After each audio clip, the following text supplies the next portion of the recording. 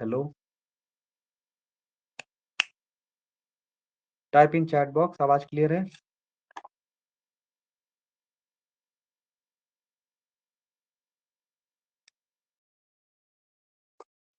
Hello, चलो ठीक है। अब तो पेपर तुम लोग का लेट गया, काफी लेट हो जाएगा। वो अप्रैल का कहने का मतलब ये है, अप्रैल करने का मतलब ये है, अप्रैल करने का मतलब ये रहा, समझ रहे हो कि अप्रैल में स्टार्ट होगा, मतलब बीएससी सेकेंड ईयर का पेपर स्टार्ट होगा, मतलब बीएससी सेकेंड ईयर में ही स्टार्ट होगा, समझ रहे हो ना? तो बीएससी सेकेंड ईयर का पेपर मतलब उसमें, मतलब सेकेंड वर्ष वालों का मतलब हो गया कि सेकेंड वर्ष में, कि सेकेंड वर्ष में पहले बीए का चालू होगा, तो मान लो बीए का चालू होगा सेकेंड वीक में 12-13 तारीख से, तो बीएससी का वही 25-26 से मतलब स्टार्ट करेंगे। तो वो डिले होगा, मतलब ये नहीं, वो बीएससी सेकेंड ईयर नहीं बोला गया, वो सिर्फ सेकेंड वर्ष बोला गया है। दूसरे साल वालों को, तो दूसरे साल में सब आते हैं, बीकॉम आता है, बीए आता है, बीएससी आता है, तो टाइम टेबल सेट होगा उसके हिसाब से। तो पहले बीए का स्टार्ट होगा, फिर उसके बाद बीकॉम का स्टार्ट होगा, फिर उसके बाद बीच में बीएससी का स्टार्ट होता है।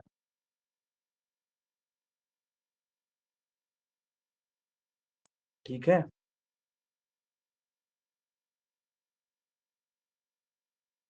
चलो अभी हम लोग यहाँ पे स्टार्ट करेंगे क्या? जरा एक बार हम इसको फिगर यहाँ पे बना देंगे। हम लोगों ने क्या पढ़ा था, सल्फर सिस्टम पढ़ रहे थे। तो सल्फर सिस्टम में, एक मिनट रुक जाओ,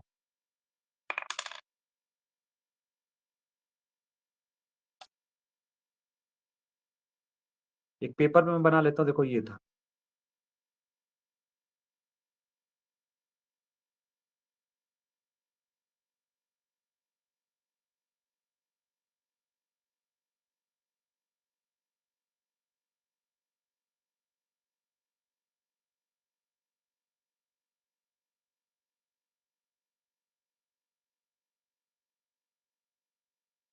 ये हमारा था, ए बी था, ये बी सी था, ये डी था यहाँ पे, ई था, यहाँ एफ था, यहाँ पे ओ था।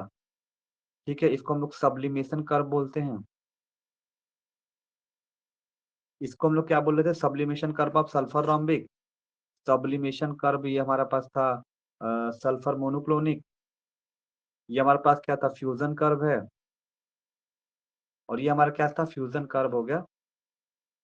ठीक है, तो अगर इसके बारे में बात करेंगे तो सबसे पहले यहाँ पे लिखोगे कर्व ए बी क्या होता है, क्या होगा, कर्व ए बी के बारे में।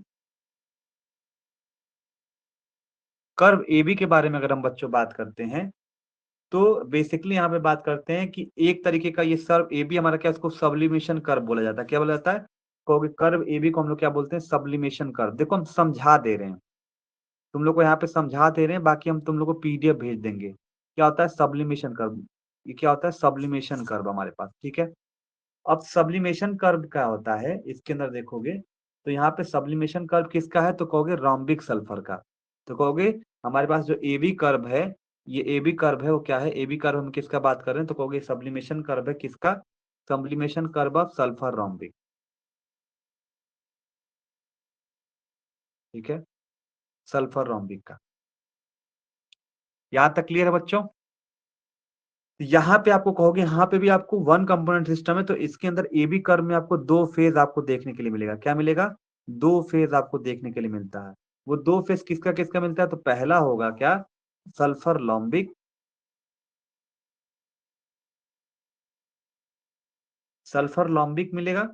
और दूसरा जो आपको मिलेगा वो सल्फर वेपर मिलेगा। क्या मिलेगा, सल्फर वेपर मिलेगा।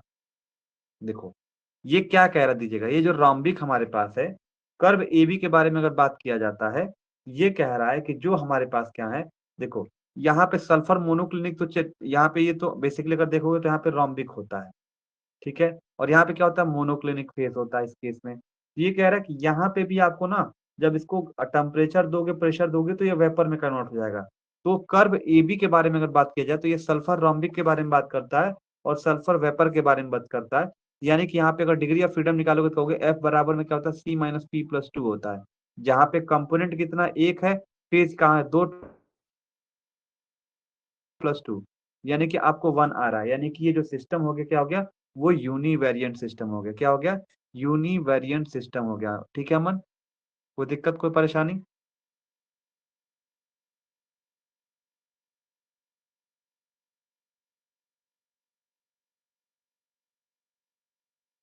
देखो, इसको लिखना मत तुम लोग, मैं फिर से कह रहा हूँ, लिखना मत, इसको समझ लो, मैं बता दे रहा हूँ। इसको समझ लो, पीडीएफ हम देंगे, उसके बाद तुम लोग लिख लेना। थोड़ा वीडियो छोटा हो जाएगा चलेगा, लेकिन तुम लोग को कलरफुल पीडीएफ हम अपना वाला दे देंगे, लिख लेना उसमें से। आज के क्लास में हम बोल रहे हैं, सिर्फ आज के लिए। आज लिखना मत, क्योंकि हमारे पास स्केच पेन कलरफुल नहीं है। ठीक है, ये क्या हो गया? सल्फर रॉम्बिंग हो गया। तो इस सिस्टम के अंदर अगर हम लोग डिफाइन करना चाहेंगे, तो कहोगे कि सिस्टम हमारा यूनिवेरिएट है। अगर इस सिस्टम को कंप्लीटली डिफाइन करेंगे, तो हम क्या करेंगे? हमें जरूरी होगा कि हम लोग टेम्परेचर दिखाएं। टेम्परेचर और प्रेशर पे, अगर पॉइंट बी पे हम लोग देखा जाए, तो जो टेम्परेचर हमारे पास है वो कितना है? तो यहाँ पे जो टेम्परेचर आप लोगों ने पढ़ा था, तो कहा था 95.6 डिग्री सेंटीग्रेड पढ़ा था हम लोगों ने। तो यहाँ पे जो बी पॉइंट पे हमारा यहाँ पे जो टेम्परेचर है, वहां पे बेसिकली आपको कहोगे क्या? यहाँ पे आपका डिफाइन होता है। फिर कहोगे कि ये इरिवर्सिबल चेंज होगा, तो सल्फर मोनोक्लिनिक बना देता है। सिंपल, मतलब बहुत ज्यादा कठिन नहीं था, आपको बस ये डिग्री ऑफ फ्रीडम बताना था। अब बात करेंगे कर्व वीसी के बारे में। कर्व वीसी क्या है? तो कर्व वीसी के बारे में बात की जाए, वीसी में क्या बात की जाए, तो वीसी क्या है? सब्लिमेशन कर्व है, किसका? सल्फर मोनोक्लिनिक का। तो यहाँ पे डालोगे कर्व वीसी, और वीसी को आप क्या कह रहे हो? वीसी को आप कह रहे हो कि ये हमारा क्या है? सब्लिमेशन कर्व है। ये भी सब्लिमेशन कर्व है।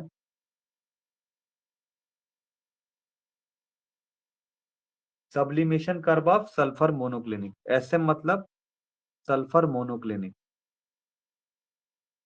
ठीक है, सल्फर मोनोक्लिनिक, यानी कि आपने क्या पढ़ा? सल्फर मोनोक्लिनिक का सब्लिमेशन कर्व है।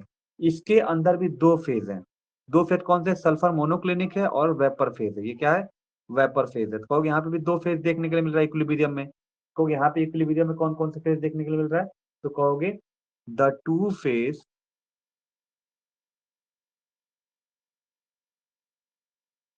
The two phase in equilibrium. ठीक है, two piece phase in equilibrium along with curve VC. तो वीसी कर्व के अलंग आपको क्या कहोगे?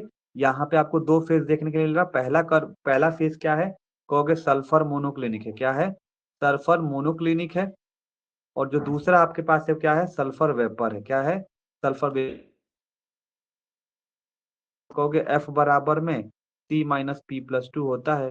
कंपोनेंट यहाँ पे एक है, फेज कितना है? दो ठो प्लस दो, जब इसको करोगे तो क्या माइनस वन प्लस टू, यानी कि क्या है? वन आया।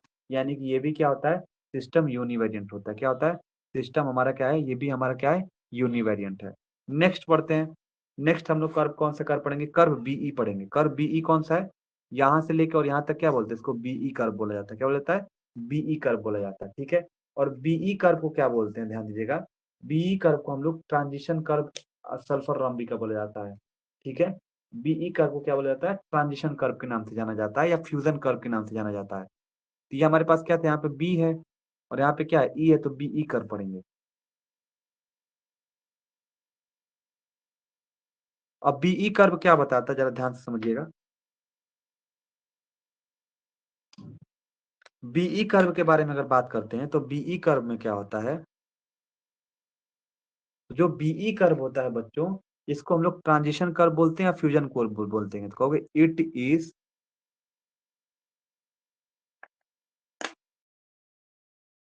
Wait for a second.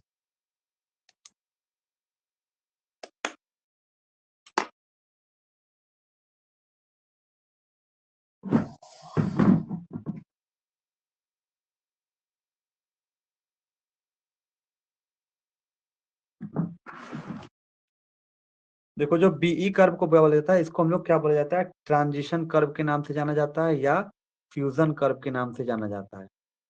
Transition curve बोलो या फ्यूजन कर्व बोलो। ठीक है, तो ट्रांजिशन कर्व किसका होता है? तो कहोगे ये जो ट्रांजिशन फ्यूजन कर्व था, सल्फर सल्फर रोम्बिक का ट्रांजिशन कर्व हमारे पास होता है, जो मैंने आपको फिगर ऑलरेडी बना के दिया है। तो किसका हमारे पास कहोगे? कहोगे ये सल्फर रोम्बिक का होता है। ठीक है, तो यहाँ पे टोटल कितने फेज कहोगे? कि यहाँ पे टोटल दो फेज यहाँ पे भी इन्वॉल्व होते हैं। अब वो दो फेज कौन कौन से होते हैं? तो सबसे पहला क्या हो गया?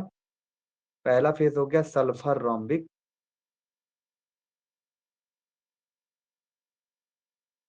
और दूसरा किसका ट्रांजिशन कर्व है, देखो ये सल्फर रोम्बिक है, सल्फर रोम्बिक का ये है, और किसका है, सल्फर मोनोक्लिनिक का। 2 फेज है, बाहर अंदर बाहर। तो सल्फर रोम्बिक हो गया और सल्फर मोनोक्लिनिक हो गया।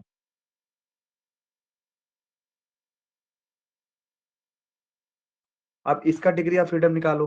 तो यहाँ पे क्या होगा, डिग्री ऑफ फ्रीडम बराबर एफ बराबर में क्या होगा, C minus P plus two. Component यहाँ पे एक है, फेस कितना है, 2 ठो है, और प्लस 2। जब इसको करोगे तो क्या है, इसका भी वैल्यू क्या आ गया, यूनिवेरिएंट आएगा। क्या रहेगा, कहोगे सिस्टम जो हमारा रहेगा वो यूनिवेरिएंट। लेकिन यहाँ पे आप बताओगे कि ये जो कर्व बीई जो होता है ना, ये प्रेशर से काफी दूर है। अगर देखा जाए कर्व बीई हमारे पास है, जो टेम्परेचर तो मान लो हमें मिल रहा है दोनों साइड से, लेकिन ये प्रेशर से काफी दूर डिस्टेंस पे है। ठीक है, तो यहाँ पे एक लाइन 2 लाइन और लिखोगे कि ये ली चैटलियर प्रिंसिपल से दिखाओगे कि इसके अंदर क्या देखने को मिलता है। ठीक है,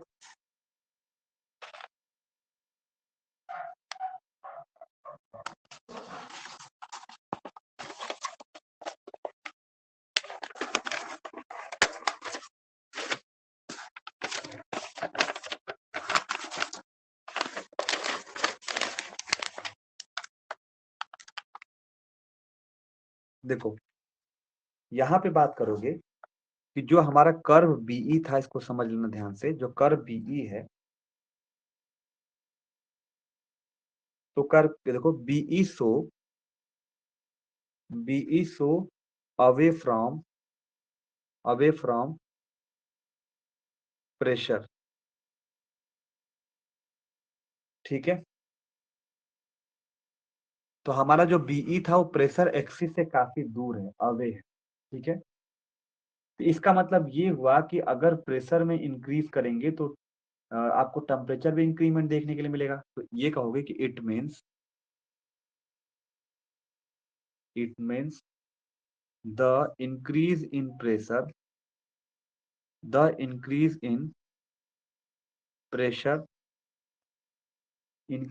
transition temperature increase in transition temperature.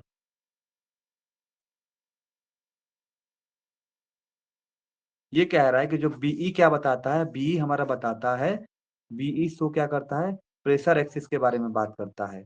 ये बता रहा है कि जो हमने यहाँ पे अभी पढ़ा कुछ देर पहले, जो हमने ग्राफ बनाया, तो हमने ग्राफ में ये बता रहा है कि जो बीई होता है वो कहीं ना कहीं प्रेशर एक्सिस या टेम्परेचर एक्सिस है, प्रेशर एक्सिस से काफी ये दूर रहता है। यहाँ पे काफी दूर रहता है, इसका मतलब ये कहोगे कि जब हम प्रेशर बढ़ाएंगे तो टेम्परेचर का ट्रांजिशन स्टेट भी देखने बढ़ता हुआ दिखाई देगा। तो बताओगे according to Le Chatelier principle आप लोगों ने क्या पढ़ा था। ली चैटलियर प्रिंसिपल आप लोगों ने यही पढ़ा है कि जब हम किसी भी सिस्टम का प्रेशर बढ़ाते हैं तो इक्विलिब्रियम कहाँ पे शिफ्ट हो जाता है, इक्विलिब्रियम उसी डायरेक्शन में शिफ्ट हो जाता है। ठीक है, जिधर प्रेशर बढ़ता रहता है उसी डायरेक्शन में जाके शिफ्ट हो जाता है। तो यही एक लाइन यहाँ पे लिखोगे इसके बारे में कि according to Le Chatelier principle on increasing pressure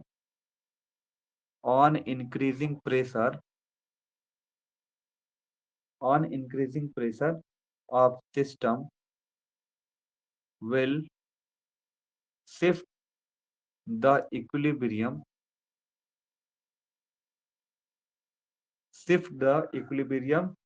in that direction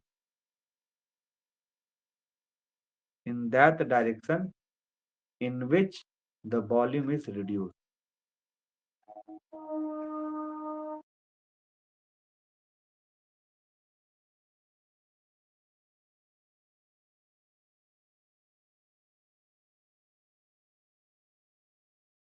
ये क्या कह रहा है कि जो बीई आपने देखा था, बीई जो दो ग्राफ था, आपने कहा था कि बीई जो है प्रेशर एक्सिस से काफी दूर है।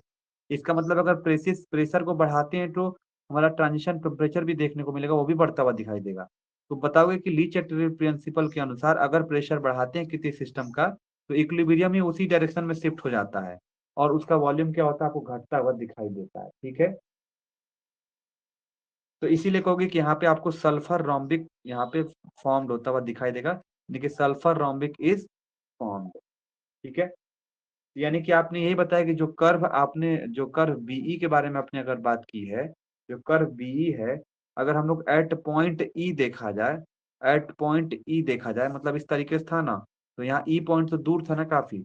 अगर पॉइंट ई ई देखा जाए तो हमेशा देखोगे कि ई पॉइंट पे मोनोक्लिनिक देखो यहाँ पे क्या था रोम्बिक था, ऊपर की तरफ जाओगे ना तो मोनोक्लिनिक तो नीचे रहता है ना, जैसे ऊपर की तरफ बढ़ते हैं तो मोनोक्लिनिक जो होता है ना वो डिसअपियर हो जाता है पूरी तरीके से। कहोगे कि कर्व बीई में जो पॉइंट ई होता है, मतलब ये बता रहा है कि they always monoclinic surface is disappear. तो कहोगे there is always monoclinic sulphur is disappear. ठीक है ना, कोई दिक्कत कोई परेशानी यहाँ तक? तो यहाँ पे इसको आप ली चैटलियर प्रिंसिपल के अनुसार आप यहाँ पे दिखा देना। मैंने ऑलरेडी लिखा हुआ है, मैंने बस आपको तुम्हें समझाना यही था कि भैया अगर बीई लोगे तो ये बताता है प्रेक्स, ये बता रहा है कि जो बीई होता है वो, ये जो बीई होता है यहाँ पे देखो जरा, ये जो बीई होता है, बीई होता है वो प्रेशर, ये जो प्रेशर एक्सिस है उससे काफी दूर है। काफी दूर होने की वजह से अगर हम प्रेशर को बढ़ाते हैं तो टेम्परेचर भी बढ़ेगा। According to Le Chatelier principle हम ये कह रहे हैं कि अगर हम प्रेशर बढ़ाते हैं किसी सिस्टम का तो इक्विलिब्रियम भी हमारा उसी डायरेक्शन में शिफ्ट हो जाता है। फिर आपने बताया कि जो कर्व बीई में जो ई वाला पॉइंट है, यहाँ पे अगर बात करते हैं तो यहाँ देखो सल्फर रोम्बिक है, लेकिन मोनोक्लिनिक यहाँ पे ऊपर जाते जाते क्या हो जाता है, पूरी तरीके से मोनोक्लिनिक डिसअपियर हो जाता है। क्या होता है? पूरी तरीके से डिसअपियर हो जाता है। बस इतना ही लिखना था कर्व बीई में। कोई दिक्कत कोई परेशानी, आगे बढ़े?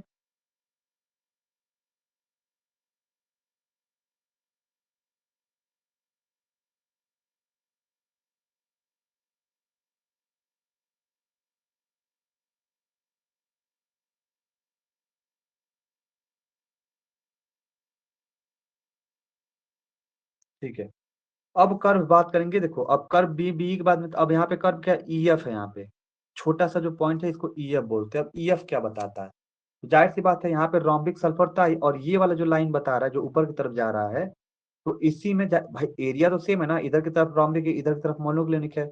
तो अब यहाँ ये भी जो लाइन होगी, ये भी जो लाइन होगा यहाँ पे वो भी बताएगा रोम्बिक और जो अभी मोनोक्लिनिक पड़ा उसके बीच में ही इक्विलिब्रियम यहाँ पे बताएगा। लेकिन ये हमारा क्या रहेगा, फ्यूजन कर्व रहेगा।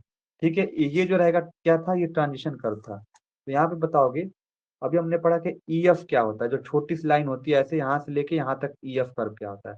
तो बताओगे, इसको हम लोग फ्यूजन कर्व बोला जाता है। It is a fusion curve. ठीक है, fusion curve of rhombic sulphur. ठीक है, fusion curve of rhombic sulphur. और यहाँ पे भी दो फेज होता है, तो कहोगे the two phase are involve, the two phase are involve. कौन कौन सा? पहला फेज होगा रोम्बिक सल्फर,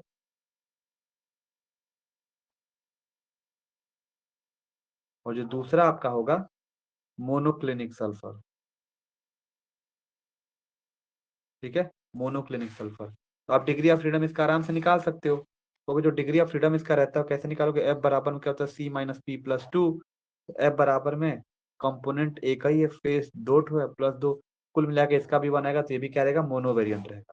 अब यहाँ पे मेन आप आइएगा, मेन आपका कौन सा है यहाँ पे, मेन आपका क्या है, सी एफ है, सीई है। सीई कौन सा है, मतलब यहाँ से लेके यहाँ तक ये क्या है, सीई की बात किया जा रहा है।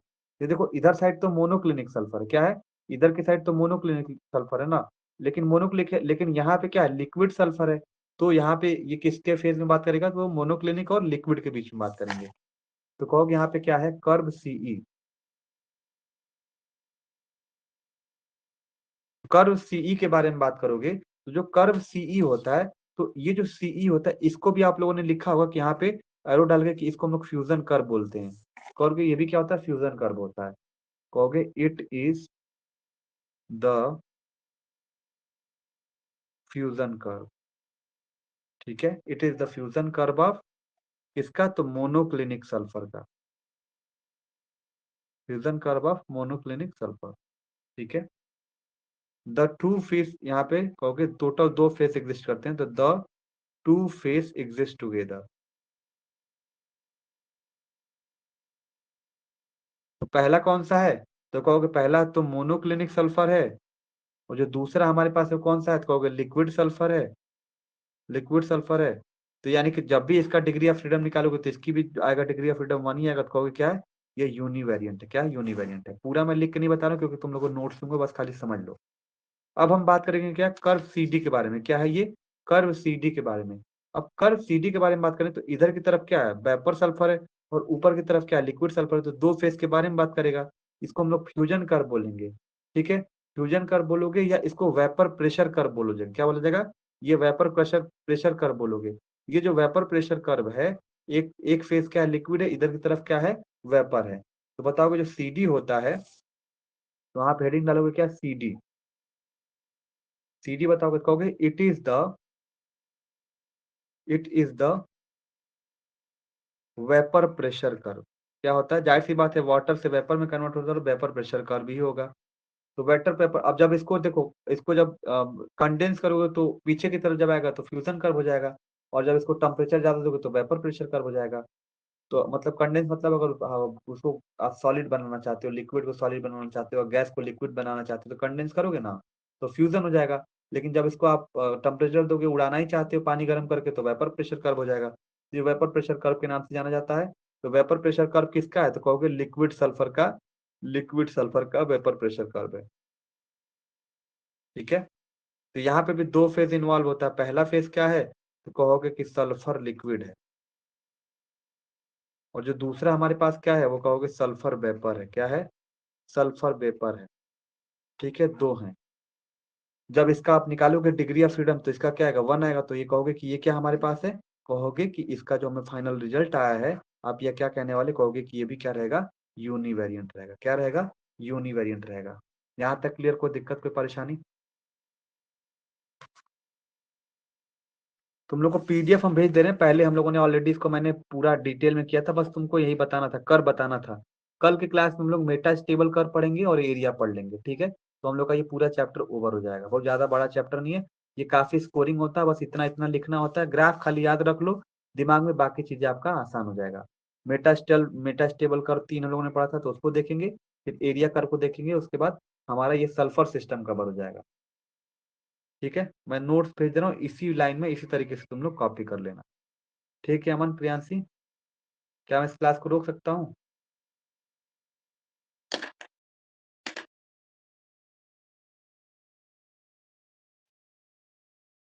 ठीक है, बस खाली इसको हम समझाते जाएंगे, नोट समझे देंगे, तुम लोग लिखते जाना।